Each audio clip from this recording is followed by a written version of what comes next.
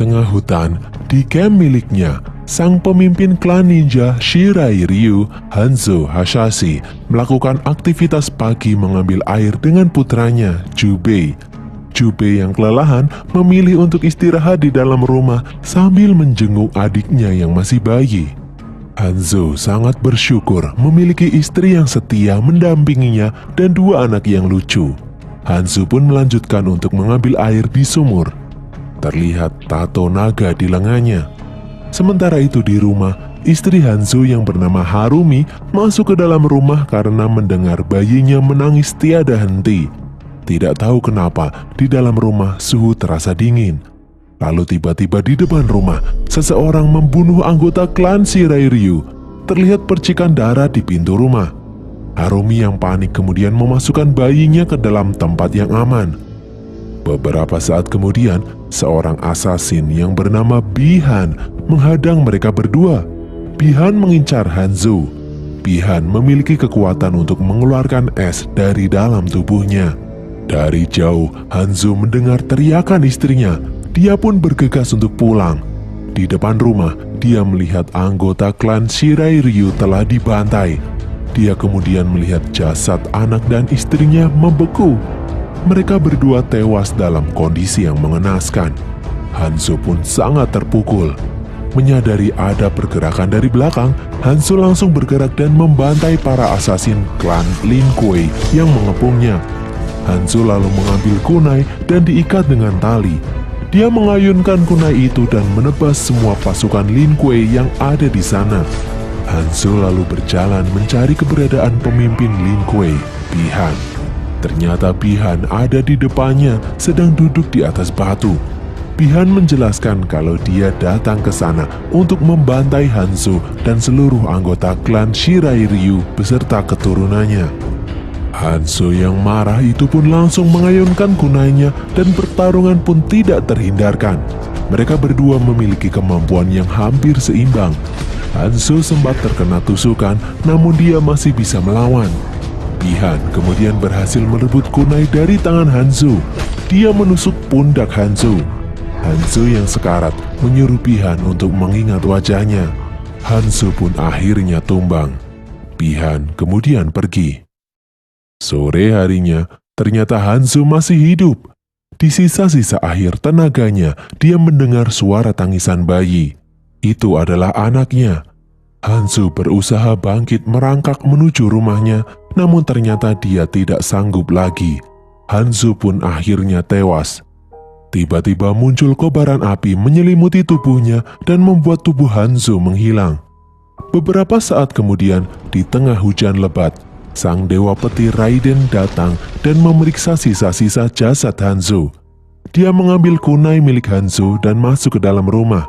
Di dalam, Raiden mengambil bayi Hanzo dan membawanya pergi. Earth Realm atau bumi diambang kiamat. Jika kalah dalam satu turnamen lagi, maka bangsa Outworld akan bebas menguasai bumi. Namun sebuah ramalan kuno menyebutkan kalau petarung terkuat dari bumi akan memenangkan turnamen dengan kebangkitan dari Hanzo Hasashi. Ribuan tahun setelah kematian Hanzo Hasashi, seorang petarung jalanan yang bernama Cole Young dibantu istrinya Allison dan anaknya Emily bersiap-siap bertarung untuk menyambung hidup. Dan pertarungan pun dimulai. Cole menghajar lawannya tanpa ampun. Cole sempat mengunci lawannya hingga tak berdaya, namun tak disangka lawannya bisa membalikan keadaan dan mulai menghajar Cole bertubi-tubi. Cole pun tidak kuasa dan akhirnya memutuskan untuk menyerah. Di dalam dimensi lain yang bernama Outworld, Bihan yang sekarang berubah menjadi Sub-Zero menemui pimpinannya, Shang Tsung. Shang Tsung resah karena dia takut ramalan mengenai garis keturunan Hanzo Hasashi yang bisa membantu bumi memenangkan turnamen. Karena jika sampai bumi menang, maka turnamen Mortal Kombat akan berakhir karena tidak ada lagi musuh yang tersisa untuk dilawan. Sub-Zero lalu menjelaskan kalau itu tidaklah mungkin karena dahulu dia telah membantai semua garis keturunan Hanzo Hasashi. Shang Tsung kemudian memerintahkan Sub-Zero turun ke bumi untuk membunuh semua peserta turnamen dari bumi sebelum turnamen dimulai. Seusai bertarung, sesekali Cole Young melihat penampakan sosok aneh. Dia lalu menemui putrinya. Tiba-tiba datang seorang pria yang sudah memperhatikan sejak tadi saat bertarung. Pria itu bernama Jack. Jack tertarik dengan tanda berbentuk naga di tubuh Cole. Dia penasaran apakah itu kudis atau apa. Emily lalu menjawab kalau logo naga milik ayahnya itu sudah ada sejak lahir. Cole kemudian pergi meninggalkan Jack. Di dalam rumah makan saat sedang menyantap makanan, Emily merasakan hal yang aneh. Di sana turun salju, padahal saat itu masih musim panas. Namun tiba-tiba, meja di depan Emily mulai membeku. Dari jauh, terlihat Sub-Zero mendatangi tempat itu. Sub-Zero melempar ribuan es batu ke arah Cole dan keluarganya. Beruntung Jack mendatangi mereka dan mengajak mereka masuk ke dalam mobil. Jack membawa mereka kabur. Di dalam mobil, Jack menunjukkan logo naga di tubuhnya. Dia menjelaskan kalau makhluk tadi mengincar semua orang yang memiliki logo tersebut. Di tengah jalan, tidak disangka Sub-Zero ada di depan mereka. Jack lalu menyuruh Cole membawa keluarganya ke tempat aman. Setelah itu Jack memberi Cole alamat seorang wanita yang bernama Sonya Blade. Di sana rasa penasaran Cole akan terjawab. Cole menuruti omongan Jack dan langsung pergi. Sementara Jack mengambil senjata lalu kemudian menghadapi Sub-Zero sendirian. Dia mencari Sub-Zero di dalam gedung di mana di dalamnya terdapat es di mana-mana. Dari belakang, tiba-tiba Sub-Zero datang menyerang. Jack mencoba menembaknya, namun Sub-Zero membekukan senjata Jack hingga rusak. Sub-Zero menghajar Jack bertubi-tubi. Jack pun tak berdaya. Sub-Zero membekukan dua lengan Jack dan menghancurkannya. Sub-Zero lalu menjatuhkan tubuh Jack dari ketinggian. Jack pun tumbang. Cole membawa keluarganya pulang ke rumah. Dia lalu memberitahu istrinya kalau dia akan pergi menemui seorang wanita yang bernama Sonya Blade. Bukan untuk mencari istri lagi, tapi dia ingin mencari jawaban atas semua ini. Di dalam Outworld, seorang petarung wanita yang bernama Milena melaporkan kalau Sub-Zero berhasil membunuh satu petarung bumi. Milena bertanya, bagaimana jika Elder God tahu kecurangan yang mereka lakukan? Shang Tsung tidak mempermasalahkan hal itu, karena sudah 9 kali mereka curang, tidak ada sanksi apapun dari Elder God. Shang Tsung lalu menyuruh Milena mengirim Saizot, sang reptil, membantu Sub-Zero menuntaskan misinya. Di bumi, Cole sampai di alamat yang diberikan Jack sebelumnya. Dia pun menyelinap masuk. Di dalam, tiba-tiba seseorang menyerangnya. Cole kemudian menunjukkan tanda naga pada orang itu. Dia adalah Sonya Blade. Sonya lalu mengajak Cole masuk ke dalam kediamannya. Mereka masuk ke dalam sebuah ruang rahasia. Di dalam, Sonya menjelaskan kalau 7 tahun lalu dia dan Jack menjalankan misi menangkap seorang penjahat. Tak disangka, orang yang dia incar memiliki kemampuan lebih dari manusia biasa. Orang itu memiliki tanda naga di tubuhnya. Jack berhasil membunuh orang tersebut dan secara ajaib, tanda naga itu berpindah ke dalam tubuh Jack. Bertahun-tahun Sonya mencari tahu arti tanda naga itu yang ternyata sudah ada sejak ribuan tahun lalu. Tanda naga itu merujuk pada sebuah turnamen antar dimensi yang disebut Mortal Kombat. Tanda naga di tubuh adalah simbol kalau orang itu terpilih untuk mengikuti turnamen mewakili bumi.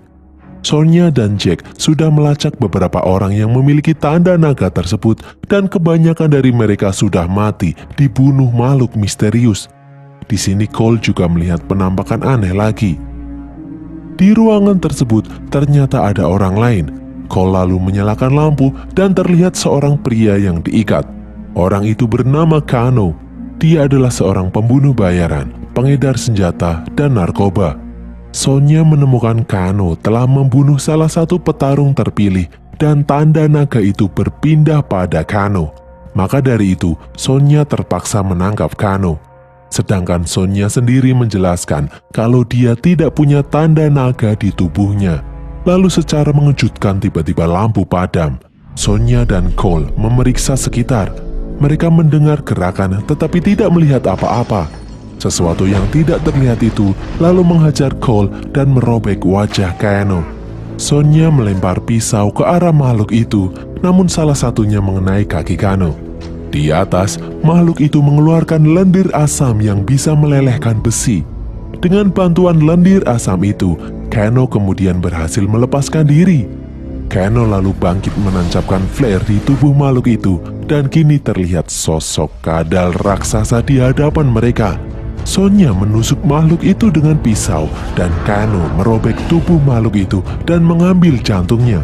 Makhluk itu pun berhasil dikalahkan. Sonya lalu memeriksa berkas yang terbakar. Dia bingung karena petunjuk menuju kuil Raiden musnah. Kuil Raiden adalah tempat para petarung terpilih berlatih sebelum bertarung di turnamen Mortal Kombat. Kano lalu menjelaskan kalau dia tahu lokasi kuil Raiden karena dulu pernah menyetok beberapa senjata lewat sana.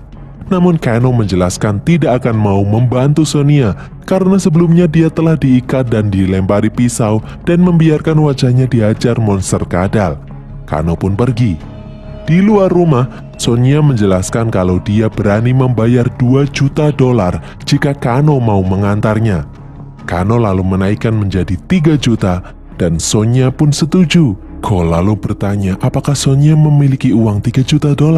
Sonya menjawab, ya enggak lah. Pagi harinya, mereka pun berangkat menaiki pesawat sewaan. Di tengah-tengah gurun, mereka bertiga melompat terjun. Mereka kemudian melanjutkan perjalanan dengan berjalan kaki mengikuti panduan Kano. Sekian lama berjalan, kuil Raiden tetap tak terlihat. Sonya pun kesal. Kano lalu menantang Sonya bertarung. Dia mengejek Sonya iri karena tidak memiliki tanda naga di tubuhnya. Sonya lalu menghajar Kano dengan satu gerakan, namun Sonya melepaskan Kano kembali. Beberapa saat berjalan, Sonya melihat sosok seorang pria di hadapan mereka. Pria itu berjalan mendekati mereka. Kano lalu maju ingin mengancam, tak disangka pria itu bisa mengeluarkan bola api dari tangannya. Mereka pun kaget. Pria itu menjelaskan kalau dia bernama Liu Kang. Dia bukanlah musuh. Liu Kang juga salah satu petarung terpilih. Liu Kang lalu mengajak mereka bertiga menuju kuil Raiden yang ternyata ada di arah yang berlawanan. Mereka berempat berjalan melintasi gurun hingga sampailah di depan gua. Mereka pun memasukinya. Di ujung lorong yang buntu, Liu Kang menari ala-ala jamet dan pintu di depannya pun tiba-tiba terbuka. Mereka masuk ke dalam Temple of Light. Di sana terdapat banyak lukisan mengenai sejarah Mortal Kombat. Cole melihat sebuah lukisan dan teringat dengan penampakan yang selalu mengganggunya. Mereka lalu masuk semakin dalam. Liu Kang menjelaskan kalau di sini mereka akan berlatih untuk menemukan kekuatan tersembunyi dari simbol naga yang ada di tubuh mereka. Sonya lalu masuk ke dalam sebuah ruangan. Dia melihat Jack yang tidak sadarkan diri dan lengannya terputus. Liu Kang menjelaskan kalau dia menemukan Jack dengan kondisi yang seperti itu. Beruntung nyawanya masih bisa diselamatkan. Liu Kang mencari cara dari berbagai dimensi untuk menyelamatkan hidup Jack. Mereka berempat lalu masuk ke dalam ruangan Dewa Raiden. Raiden kecewa melihat para petarung yang terpilih itu karena mereka tidak dalam kondisi yang siap untuk bertarung. Bahkan satu orang tidak memiliki tanda naga. Raiden menjelaskan jika bumi kalah dalam satu turnamen lagi, maka bangsa Outworld akan menguasai bumi selama-lamanya. Manusia akan dijadikan budak. Sore harinya, saat Liu Kang sedang bermeditasi, Sub-Zero berhasil menjebol pintu kuil. Dia langsung menghajar Liu Kang. Tiba-tiba dari belakang, datang topi besi melayang menolongnya. Itu adalah Kung Lao, sepupu Liu Kang. Dari jauh, terlihat Shang Tsung dan Mileena berjalan masuk. Shang Tsung menyuruh anak buahnya membantai para petarung perwakilan bumi dan mengklaim kemenangannya atas bumi. Tiba-tiba, Raiden muncul. Raiden menghentikan aksi Shang Tsung. Raiden memasang pelindung petir agar Shang Tsung tidak bisa mengganggu mereka lagi. Sadar tidak bisa menembus pelindung itu, Shang Tsung dan anak buahnya pun pergi. Liu Kang menjelaskan kalau kekuatan super terbentuk dari arkana yang muncul setelah memiliki tanda naga di dalam tubuh. Dia dan Kung Lao akan melatih mereka agar bisa menemukan arkana mereka masing-masing. Tanpa arkana, akan sangat sulit mengalahkan petarung dari Outworld. Kung Lao menyuruh Sonya Blade untuk menyingkir dari arena karena tidak memiliki tanda naga. Sonya duduk di samping Jack. Tidak disangka, Jack kembali sadar. Kini dia memiliki lengan robot. Di dalam arena, Cole berlatih dengan Kung Lao. Mereka berdua bertarung dengan keras. Kung Lao dengan mudah dapat mengalahkan Cole. Namun latihan itu belum cukup untuk membuat arkana milik Cole muncul. Sesi berikutnya adalah Liu Kang melawan Kano. Dengan mudah Liu Kang menyampil Kano dan menjatuhkannya berkali-kali. Malam harinya, Liu Kang mengobati luka di lengan Cole sambil bercerita kalau dulu dia adalah seorang gelandangan. Hingga Bo Raicho menemukannya dan membawanya ke perguruan Wuxi. Di sana dia bertemu Kung Lao dan Dewa Raiden dan mulai berlatih di Temple of Light. Setelah lulus, Liu Kang diberi tugas memburu seorang penjahat penyelundup anak. Liu Kang membunuh penjahat itu. Tidak disangka penjahat itu memiliki tanda naga, dan akhirnya tanda naga itu berpindah padanya dan Liu Kang berhasil menguasai arkananya sendiri. Keesokan harinya, Cole kembali berlatih namun sia-sia. Di tempat lain, Sonya menemani Jack yang juga berlatih menggerakkan lengan robotnya. Malam harinya, di meja makan malam, Moak melihat Kano yang selalu berulah. Kung Lao mengejek Kano sebagai petarung yang bodoh karena dia bertarung seperti seekor anjing. Mendengar hal itu, Kano pun marah. Dia menantang Kung Lao dan Liu Kang untuk bertarung. Tidak disangka, Kung Lao terus memancing emosi Kano yang meledak-ledak dan tiba-tiba muncul sinar laser dari mata kanan Kano. Akhirnya Kano berhasil mengeluarkan arkana miliknya. Keesokan harinya, Kano menghajar Cole bertubi-tubi, namun sia-sia, arkana milik Cole tidak kunjung muncul. Saat sedang istirahat, Raiden datang dan menjelaskan jika Cole tidak berhasil membangkitkan arkana dalam dirinya, maka dia hanya akan menjadi beban yang lain. Cole lalu bertanya mengenai tanda naga di tubuhnya yang ada sejak lahir. Raiden lalu menjelaskan kalau Cole mendapatkannya dari leluhurnya, sang ninja terkuat Hanzo Hasashi. Dulu setelah Hanzo dibunuh oleh Sub-Zero, jasadnya masuk ke dalam Netherrealm dengan ambisi untuk balas dendam tiada henti. Beruntung Raiden berhasil menyelamatkan salah satu keturunan Hanzo. Selama berabad-abad, tanda itu diturunkan dari leluhur Cole. Namun setelah melihat kemampuan Cole saat ini, Raiden menyuruh Cole untuk pulang saja, karena akan percuma mengikuti turnamen tanpa arkana. Cole pun pulang dengan menggunakan portal petir milik Raiden. Di dalam Outworld, Shang Tsung memanggil Nitara, Kabal, dan Jenderal Reiko. Shang Tsung tidak sabar ingin segera menguasai bumi. Namun Raiden membuat pelindung yang tidak bisa ditembus, jadi dia tidak bisa membunuh para petarung bumi untuk saat ini. Kabal kemudian memiliki sebuah ide karena dia mengenal seseorang yang bisa membantunya. Beberapa saat kemudian, tiba-tiba dari belakang muncul bayangan monster berlengan 4. Di dalam Temple of Light, Kabal menemui Kano. Kabal mengejek Kano yang dahulu ditakuti, kini malah bertarung untuk kaum yang lemah. Kabal mengajak Kano bergabung di pihaknya, dan nanti jika bumi berhasil dikuasai, maka Kano akan mendapatkan bagian yang sangat besar.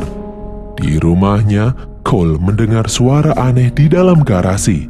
Dia pun keluar dan memeriksanya.